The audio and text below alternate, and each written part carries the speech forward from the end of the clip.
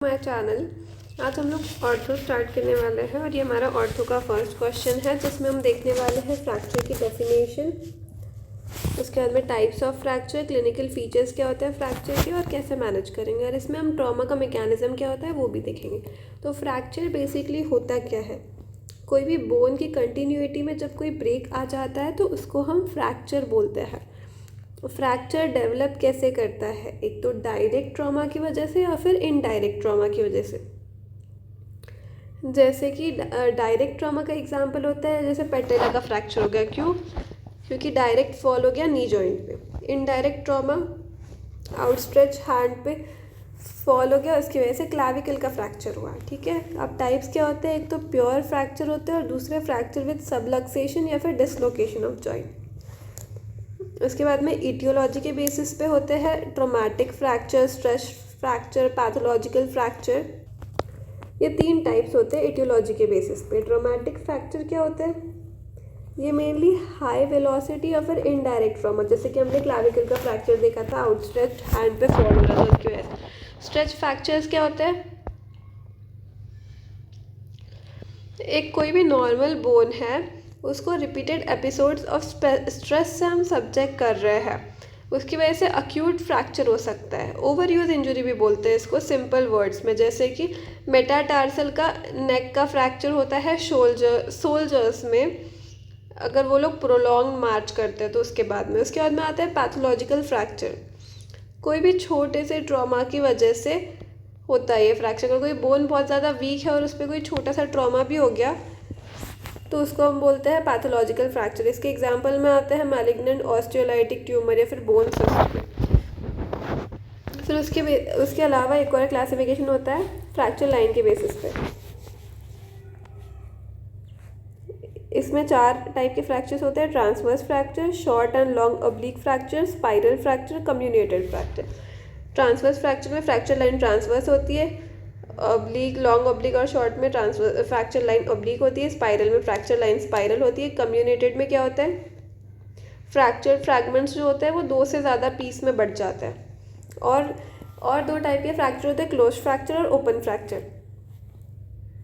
और close fracture में क्या होता है, फ्रैक्चर साइट जो होती है वो क्लोज होती है और एक्सटर्नल इन्वायरमेंट को एक्सपोज नहीं होती, जबकि ओपन फ्रैक्चर में क्या होती है, मेनली जो फ्रैक्चर साइट होती है वो एक्सपोज हो जाती है एक्सटर्नल इन्वायरमेंट से डायरेक्टली या फिर इनडायरेक्टली। स्किन ब्रेक हो जाती है और म्यूकस मेम्ब्रेन भी ब्रेक हो जाती है।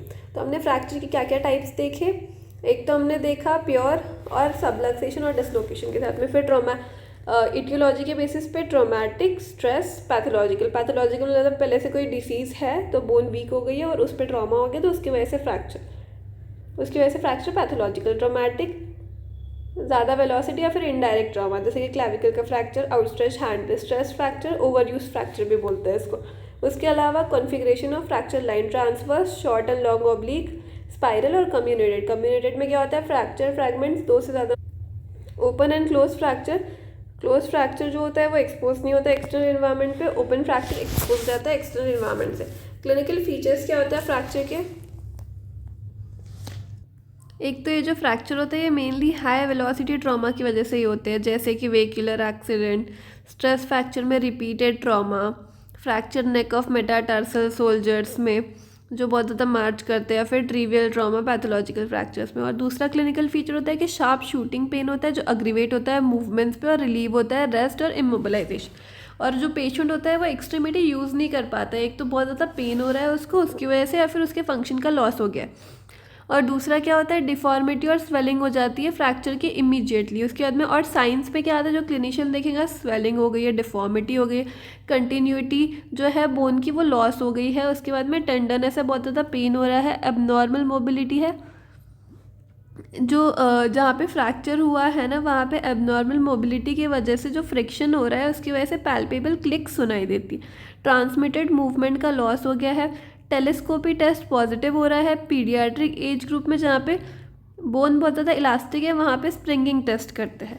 इसके बाद में हम लोग इन्वेस्टिगेशन में क्या करते हैं, सबसे इम्पोर्टेंटली हम ये करते हैं एक्सरेज में एपी और लैटरल व्यू करते हैं फ्रैक्चर का कॉन्फ़िगरेशन पता करने के लिए, और अगर ज़रूरत पड़ती है तो ऑब्लिक और स्पेशल व्यूज़ भी करते हैं। इसके अलावा सीटी एमआरआई करते हैं मैनेजमेंट में एक तो फ्रैक्चर को रिड्यूस करने का ट्राई करेंगे काउंटर और ट्रैक्शन और काउंटर ट्रैक्शन देके एनेस्थीसिया के साथ में। काउंटर और ट्रैक्शन और काउंटर ट्रैक्शन से क्या होगा कि जो फ्रैक्चर्ड फ्रैगमेंट है वो नॉर्मल जैसे अलाइनमेंट था उसमें आ जाएंगे और जो ओवर राइडिंग है वो करेक्ट हो जाएगा।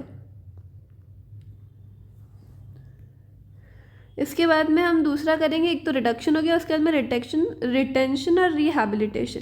रिटेंशन कब तक करेंगे? जब तक फ्रैक्चर यूनाइट नहीं कर जाता। ये हम प्लास्टर कास्ट से करते हैं यूजुअली।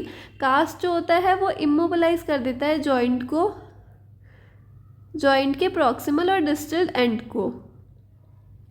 अगर फ्रैक्चर अनस्टेबल है जैसे कि मॉन्टेगिया फ्रैक्चर, उसको इम्प्लांट्स के साथ में फिक्स करते हैं जैसे कि प्लेट और स्क्रू और इंट्रामेडुलरी नेल्स।